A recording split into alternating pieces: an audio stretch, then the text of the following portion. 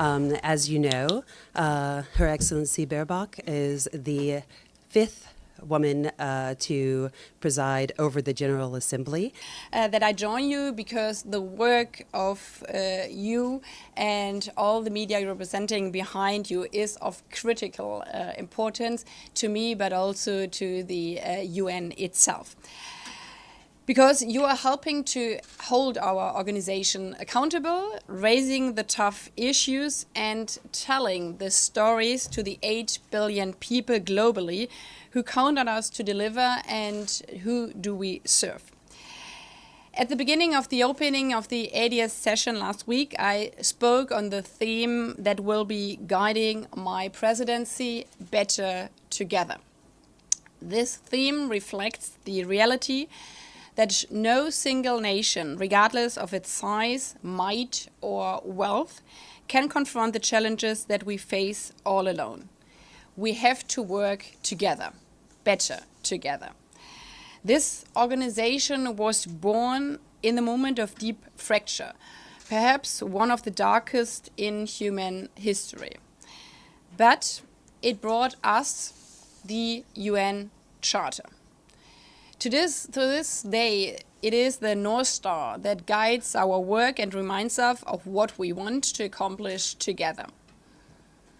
But 80 years is a long time, almost double than my lifetime. And in these 80 years, it has changed a lot. The world has changed a lot. This is why, for me, it is now time to reflect and rebuild, to adapt and evolve for United Nations that will carry us through the next 8 decades. To show 8 billion people why this organization still matters. And to respond to the desperate calls for peace in Gaza, Ukraine, Sudan, and Haiti. To make meaningful action on collective challenges such as climate change, inequality, and rapid technology advance. Our task is to ensure that the UN stands strong for the next 80 years. The processes this year must be our focus.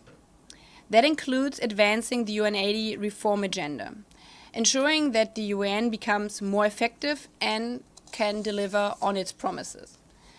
It includes guiding the selection of the next Secretary General, the face and voice of this organization.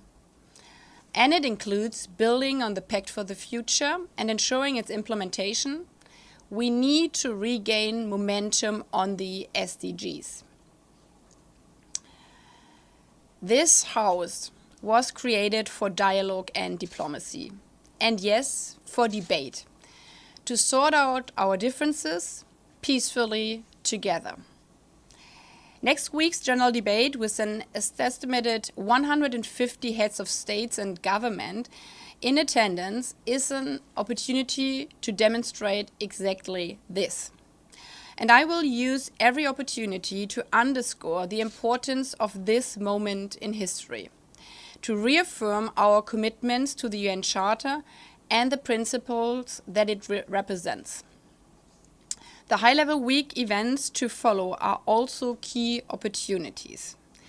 We have the United Nations 80th anniversary, which is a chance to reflect upon the achievements and role of the UN and to re-embrace the principles of the Charter, our life insurance.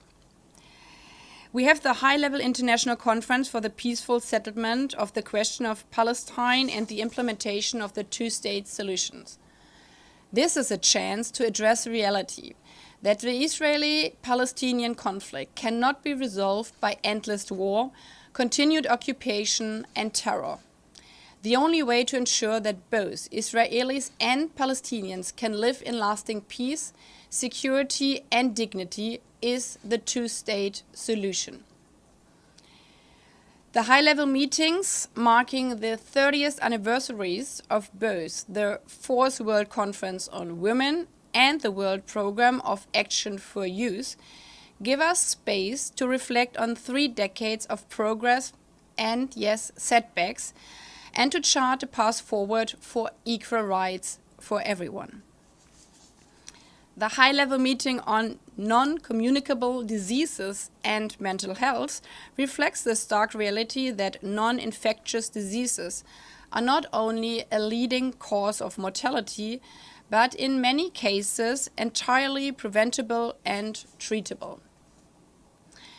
And the high-level conference to address the crisis facing Rohingya, Muslims and other minorities in Myanmar reflects the General Assembly's intention to support those most vulnerable and to draw attention to conflicts and human rights abuses that are too often forgotten.